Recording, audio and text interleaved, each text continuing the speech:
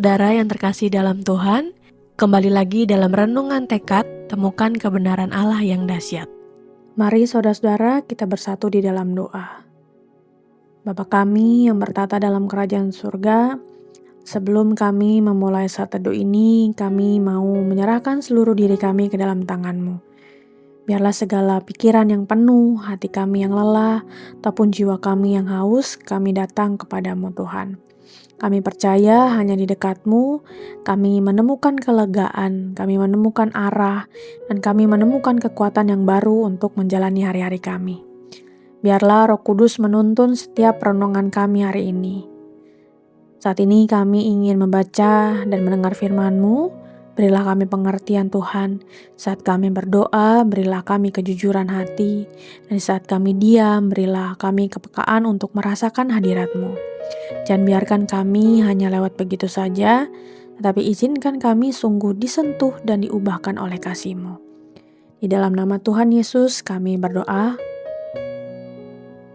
Renungan pada pagi hari ini terambil di dalam Keluaran 2 ayat yang ketiga. Demikian bunyi firman Tuhan, tetapi ia tidak dapat menyembunyikannya lebih lama lagi, sebab itu diambilnya sebuah peti pandan, dipakalnya dengan gala-gala dan ter, diletakkannya bayi itu di dalamnya, dan ditaruhnya peti itu di tengah-tengah teberau di tepi sungai Nil. Saudara-saudara yang dikasihi Tuhan, dapatkah kita membayangkan betapa putus asanya ketika Yokebed, ibu dari Musa, pada akhirnya memilih cara menyelamatkan bayi Musa dari pembunuhan bayi-bayi lelaki di Mesir dengan justru menaruhnya di peti ke sungai Nil? Bukankah sungai Nil juga terkenal dengan buaya Nil yang sangat besar dan ganas? Belum lagi resiko ketahuan tetap ada. Apakah ia memang sudah berstrategi dan merencanakan bahwa putri Firaunlah kelak yang akan menyelamatkan bayi Musa? Malah mungkin jantung terasa berhenti ketika putri Firaunlah yang akhirnya menemukan bayi Musa. Bukankah hal itu yang justru ditakutkan malah terjadi? Saudara, Keluaran 2 mencatat betapa seperti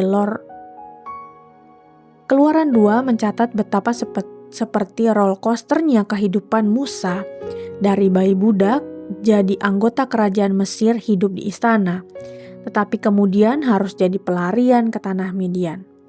Kok rasanya kacau sekali ya hidupnya Musa? Seperti orang yang tanpa arah saja hidupnya. Tetapi siapa yang sangka bahwa semua perjalanan yang Musa alami ini ternyata bagian presisi dari rencana Tuhan untuk hidupnya yang akan dipakai Tuhan sebagai pemimpin dan pembebas bangsa Israel. Tuhan tidak menjanjikan itu kepada Musa sehingga ia memahaminya sejak muda. 40 tahun Musa hidup sebagai anggota kerajaan Mesir. 40 tahun hidup di pelarian. 40 tahun Musa hidup sebagai anggota kerajaan Mesir. 40 tahun hidup di pelarian. 40 tahun hidup sebagai pemimpin bangsa Israel di pembebasan di padang gurun. D.L. Moody menuliskan, Musa menghabiskan 40 tahun berpikir dia itu seseorang yang penting, somebody. Atau 40 tahun belajar bahwa dia bukan siapa-siapa atau nobody. Dan 40 tahun mendapati apa yang Allah dapat lakukan pada seseorang yang bukan siapa-siapa. What God can do with a nobody. Dari kisah Musa ini kita melihat betapa besarnya Allah. Hidup kita seputus asa apapun nampaknya tidak pernah lepas dari betapa presisinya pengaturan Tuhan. Mari kita tutup di dalam doa. Tuhan yang penuh kasih, terima kasih karena melalui firman-Mu hari ini kami diingatkan bahwa sekalipun hidup sering terasa tidak pasti, penuh dengan ketakutan dan seperti berjalan tanpa arah, Engkau tetap bekerja dengan sangat teliti dan penuh tujuan. Saat ini Tuhan kami tidak mengerti jalan-Mu, saat hati kami cemas menghadapi masa depan, dan saat hidup terasa seperti roller coaster, tolong kami Tuhan untuk tetap percaya bahwa tangan-Mu tidak pernah melepaskan kami. Ajarlah kami untuk berserah seperti Yokebed, tetap tenang di tengah ketidakpastian, dan percaya bahwa setiap musim hidup kami sedang Engkau bentuk sesuai rencana-Mu yang indah. Pakailah hidup kami ya Tuhan, meskipun kami merasa kecil dan tidak berarti, agar melalui kami Tuhan nama-Mu dipermuliakan. Di dalam nama Tuhan Yesus kami berdoa dan mengucap syukur. Amin. Saudara yang terkasih, jika saudara memiliki pokok-pokok doa yang dapat dibagikan kepada kami untuk kami doakan, saudara-saudara bisa mengisi pada link deskripsi dari tayangan ini atau men-scan barcode yang ada di tayangan ini. Kami akan mendukung di dalam doa untuk setiap pokok-pokok doa yang ada.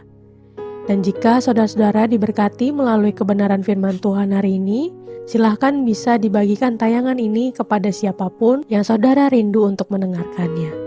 Selamat melakukan firman Tuhan yang dahsyat. Tuhan Yesus memberkati.